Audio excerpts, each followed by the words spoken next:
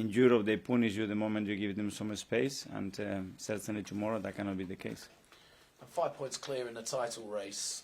Do you see the Europa League campaign as a little bit of a distraction with your title race, or do you see it as an opportunity to continue your positive momentum this season? No, we haven't had big European nights for 3 years due to COVID especially. Tomorrow is probably the first one that we had for a while, and hopefully we will build a really good atmosphere and enjoy.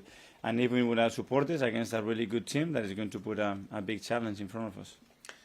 I've got to ask about last night with Manchester City. They put in some performance in the Champions League. Erling Haaland scored 5. Does that surprise you how well he's played this season? No, well, when you look at what he's done in the past and surrounded by the manager, the team and the individuals that they have, he's only going to get better. And obviously, he says so. It's incredible what he did.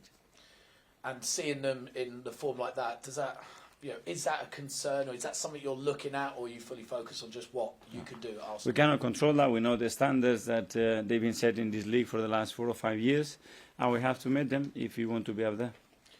Now, Pep Guardiola, after the game, said that he was devastated that one of his idols, Julia Roberts, wasn't at the game. I wanted to ask you, who are your idols? Who would you want to come down and watch Arsenal play right now? I don't know, I cannot think, but I'm sure there are a lot in the top of my head. Someone that I admire for a long, long time is Rafa Nadal, because of his mentality, what he's won, the way he's done it, how many times he's bounced back. So he will be, for me, in the top of the list for sure. So you'd hope he would choose Arsenal over Tottenham then? I hope so.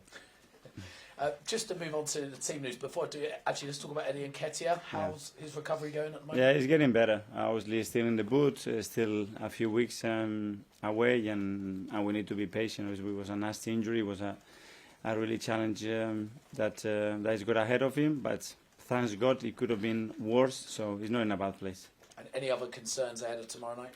I don't think so. Thanks, Mikel. Thank you. Hi, Mikel. You made 6 changes in Lisbon last week. With the tie boys like it is now, might there be fewer tomorrow, do you think? I don't know. Let's see tomorrow. One of those was Ben White. Yeah. He's obviously fit and available. Do you expect him to be available for England selection? Because the squad gets announced tomorrow. Well, he's available for us, so for sure he will be available for the England squad, yeah. So there's no lingering issue with what happened with him coming home from the World Cup or anything like that? Well, as far as I'm concerned, no, and he's been in a really good form. He's been available for every single match, and he's been performing really well for us. Thank you. Okay. Hi, Mikel. Obviously, with Emil's been out for a while now, and while he's been out, Leo's come in, and Leo's been really well in the team, and Emil's still had to be managing his minutes. Do you almost have to have conversations with him to say, look, you're still part of my plans, I'm not sort of leaving you behind, or is it a case of just him having to prove that himself? No, he knows that. He knows how much we love him, and we know how much we missed him and how much we need his qualities. And now he needs to prove it. He needs to prove how much he wants to win and how much he's going to contribute to this team to be better and to win. And he's going to have to show that to get in the team. And is it a case now of managing his minutes to sort of gear him back up after such a long time, or is it just when the opportunity comes for him in? I think we have to manage his load, but for sure he's in a position that we can throw him in the team in any moment, and then it's about, okay, how he's coping with the game in general, and whether to take him off or use him for the last few minutes of the game. Anybody else in the broadcast section? No? Okay, well, that's the live section over. Can you turn the cameras off, please?